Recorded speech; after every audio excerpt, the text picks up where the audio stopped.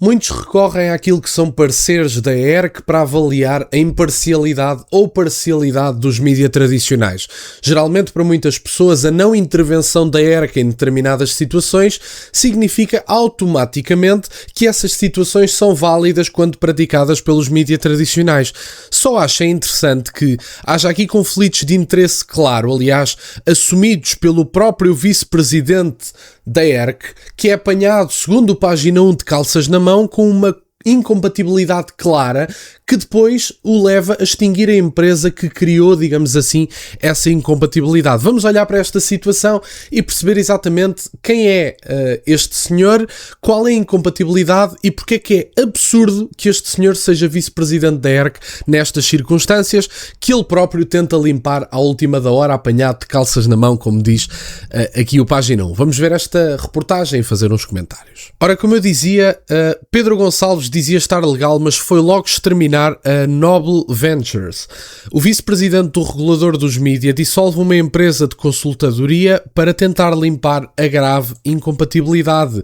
Começa a aparecer uma moda recorrente entre titulares de cargos públicos e altos responsáveis da administração serem apanhados com as calças na mão, isto é, com empresas privadas incompatíveis com as funções exercidas e correrem de imediato à conservatória do registro comercial para tentar lavar o que é, à partida, indelével. A dissolução apressada da sociedade surge não como um ato de transparência voluntária, mas como uma reação defensiva a investigações jornalísticas que expõem incompatibilidades graves com potenciais consequências disciplinares e até penais. Desta vez o protagonista é o vice-presidente da ERC, Pedro Correia Gonçalves, um jurista que durante anos perambulou por gabinetes ministeriais e foi consultor da Sociedade de Advogados fundada por Aguiar Branco. Depois do página 1 ter revelado, no final de outubro, que este responsável do regulador dos mídias exercia funções em situação de manifesta incompatibilidade legal por deter e gerir uma empresa unipessoal de consultadoria, a sociedade foi rapidamente dissolvida. De acordo com a investigação do página 1, Noble Ventures foi extinta a 28 de novembro, embora a publicação oficial desse ato só tenha surgido a 10 de dezembro. A sua liquidação deverá concretizar-se nas próximas semanas. A sequência temporal dos factos é reveladora da grave incompatibilidade que poderá, se houver rigor, levar à destituição deste dirigente. Aliás, em novembro, a quando da consulta pelo página 1 da última declaração de Pedro Gonçalves no Tribunal Constitucional, apurou-se que o Ministério Público estaria a analisar esses documentos. A notícia do página 1 foi publicada a 27 de outubro e, curiosamente, nesse mesmo dia foram encerradas as contas da empresa relativas ao presente ano com vista à sua dissolução, sinal inequívoco de uma reação imediata à exposição pública da incompatibilidade.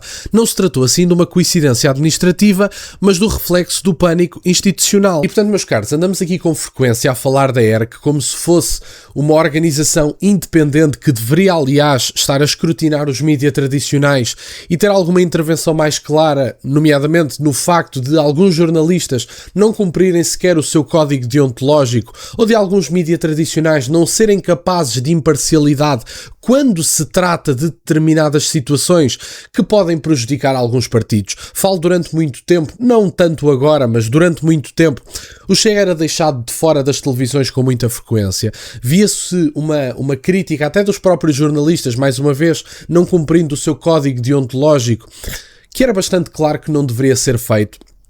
A ERC deveria intervir. Candidatos a serem deixados de fora de determinados programas nunca são chamados à atenção.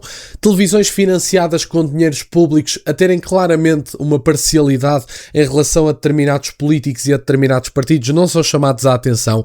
Comportamento absolutamente inacreditável de determinados jornalistas que não vão fazer perguntas a candidatos políticos, vão debater com eles. A ERC fica em silêncio na maior parte dos casos. Sabem quando é que a ERC se manifestou? Quando um rapaz que tem aqui um canal no YouTube chamado Tiago Paiva entrevistou o André Ventura e a Rita Matias, chamou-os ao seu próprio canal, ao seu próprio podcast, e a ERC veio logo a público dizer: não, Tiago Paiva, tu tens aí uma exposição complicada, se calhar deverias entrevistar os outros candidatos. Mas o Tiago Paiva, que é uma pessoa que gostem ou não dele, é irrelevante se gostam ou não, e também é irrelevante a minha opinião sobre ele. Ele fez estas entrevistas porque quis, com o seu próprio dinheiro, com o seu próprio investimento. O Ricardo Araújo Pereira recusa-se a receber o Chega no seu próprio programa, utiliza constantemente o nome do Chega para fazer o seu próprio programa. A estação televisiva onde o próprio tem o seu programa já recebeu dinheiros públicos e o Ricardo Araújo Pereira diz única e simplesmente que não quer receber ninguém do Chega. Porquê? Porque ele não quer. E, portanto, eu pergunto porque é que é exigida a imparcialidade a alguém que financiou o seu próprio projeto, mas quem recebe dinheiros públicos não é obrigado a responder perante a imparcialidade que seria desejada. Convém recordar os factos essenciais. Pedro Correia Gonçalves constituiu a Noble Ventures em 14 de maio de 2021 como sociedade unipessoal, assumindo desde logo a qualidade de sócio único e gerente. À data, este advogado já exercia funções de diretor executivo da ERC, cargo equiparado a um dirigente de primeiro grau sujeito a um regime de exclusividade que impõe a renúncia a quaisquer outras atividades profissionais públicas ou privadas, independentemente de serem remuneradas ou não, com exceção da docência. A incompatibilidade existia, pois, desde a origem. A situação agravou-se em novembro de 2023, quando Correia Gonçalves tomou posse como membro do Conselho Regulador da ERC por indigitação da Assembleia da República. O Estatuto da ERC é claro. Durante o mandato, os membros do Conselho Regulador não podem exercer qualquer atividade profissional privada, com a única exceção de funções docentes de ensino superior em tempo parcial. A manutenção da empresa, após essa data, configurava uma violação direta do regime legal aplicável. No seu currículo, Pedro Gonçalves omitia a existência da empresa e não a mencionou sequer quando foi auscultado na Assembleia da República antes de o seu nome ser aprovado para o cargo. E, portanto, a pergunta que eu acho que agora temos que fazer é: este senhor vai cumprir alguma pena por ter desrespeitado claramente o estatuto para assumir cargos na ERC? É porque, verdadeiramente, o que a pessoa comum sente e o que a pessoa comum sente em relação àquilo que são os cargos públicos, em relação àquilo que é o poder político, é que há um conjunto de pessoas que pode fazer aquilo que bem entende e lhes dá na real gana, não importa o que façam, independentemente da razão pela qual façam, nunca são responsabilizados. Ainda vi, há uns tempos atrás, Carlos Moedas a ser associado ao acidente do elevador da Glória. Eu até percebo, dada a empresa dos elevadores, dados os protocolos que não foram respeitados e que são respeitados noutras partes do país, e portanto todas estas situações. Era uma empresa que respondia diretamente a Carlos Moedas. Nessa situação, qual é que foi a responsabilidade que Carlos Moedas assumiu? Ele veio ao público e disse: bom, eu não me vou demitir porque isso seria uma forma de fugir aos problemas e portanto eu não me demito, estou aqui para assumir as responsabilidades. Mas as responsabilidades assumidas, quais é que foram em concreto? Houve alguma penalização a Carlos Moedas? Vai ganhar menos salário por não ter gerido de forma adequada as situações?